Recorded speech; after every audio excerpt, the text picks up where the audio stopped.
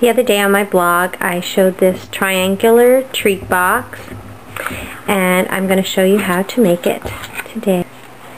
The Ornament Circle 3D die, and what it has on it is 4 circles with triangular score lines, and that will be the ends of our boxes. The length of our box, that can vary. You can make it as big, as long as you want. Our particular box is going to be 4 inches long. So I've cut 2 of the circles. I've cut a piece of cardstock that is 5 3/4 by 4 inches. And I've cut a piece of designer paper that is 2.5 inches by, you can make it narrower if you don't want to trim your edges. The first box I did not have a punched edge on the border, but today's box for this, it does have a border. So 2 inches if you don't want to have a punched border, and 2.5 if you want to punch the border. And I'm going to use Stampin' Up's, I can't remember what it's called. I'll have to put a sticky note on there. So you're just going to put it in, and you're going to center it. I like to work from the center outwards. And then you're just going to move it and line it up with the pattern. And see, that one's off a little bit because I got a little bit wider end. I'm going to score this paper, and I'm going to use my Score Pal. I'm going to make my first score at 1 3/4, because if you look at these circles, if you measure this line right there, it is 1 3/4. So I'm going to score now. Because I want the 3/4 line, I'm actually going to score at 2. Whoop. So that's 1 3/4. The next 1 3/4 plus 1 3/4 makes 3.5. So the next one's at 3.5. Okay, and then another 1 3/4 puts it at 5 1/4. So I'm going to move this over to the quarter mark, and then score at the 6-inch line right here. But we'll get it done. Okay, so there I have my score lines for this part of the box, and you can just crease all those scores, burnish them.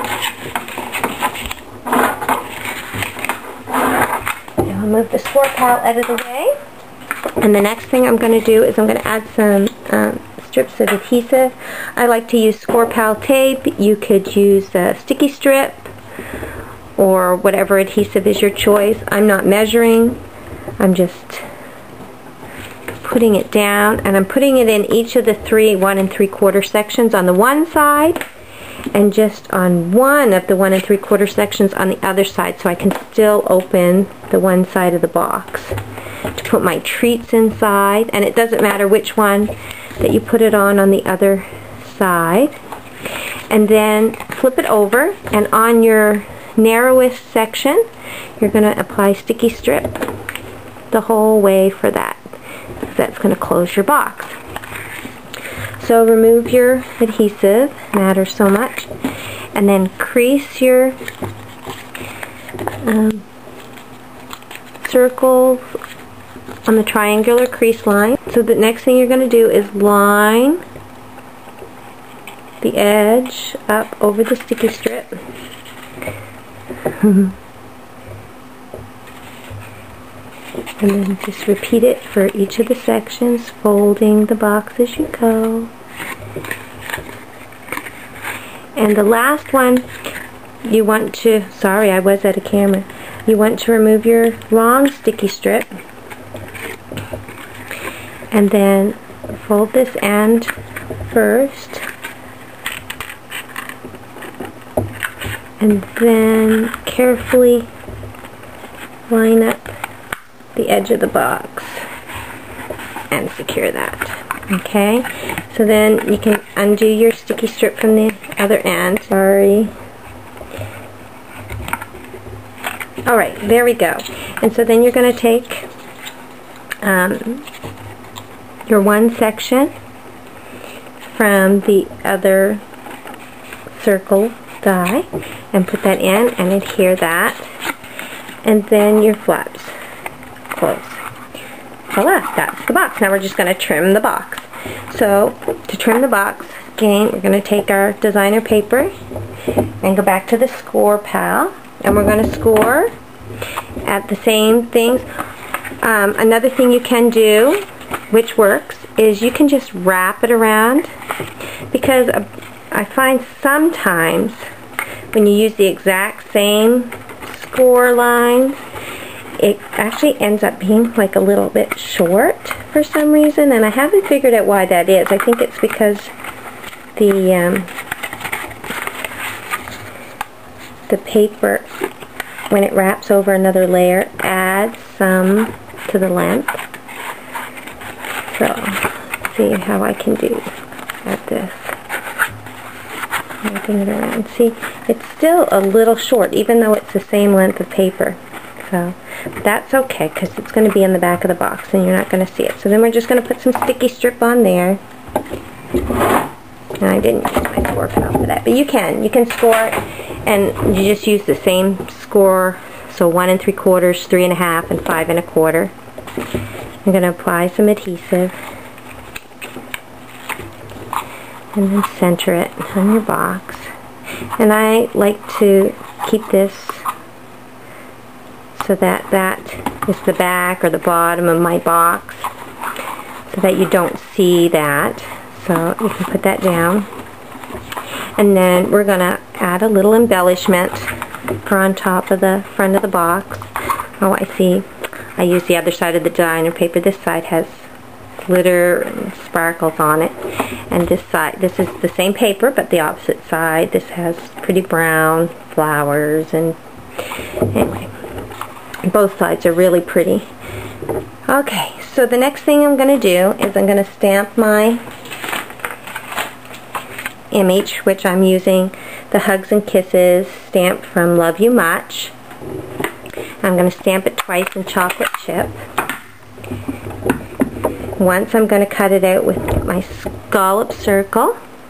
And the next one, I'm just going to cut the center out with a punch that's not a Stampin' Up! Punch. You could use the 1-inch Stampin' Up! Punch, but the one I'm going to use is just a smidgen bigger. And I don't know, I actually like it better. So you line that up the best you can and punch that out. And you could sponge the edges of this if you want, but I'm trying to keep it short for the video's sake. And so this is it. It's just a smidgen bigger than the 1-inch. I don't even know if it's quite 1 1/8 of an inch, but it is slightly bigger. And just punch out the center word part.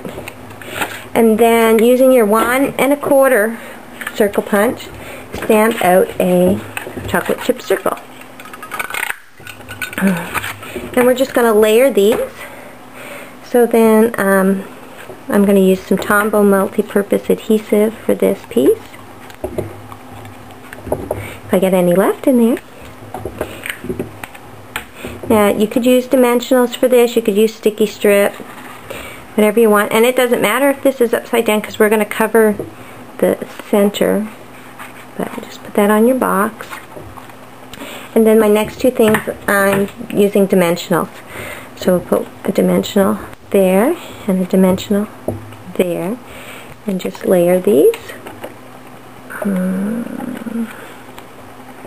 on top of each other, and then try to center it on this. See, so you're covering it, so if it would have been upside down it wouldn't have mattered.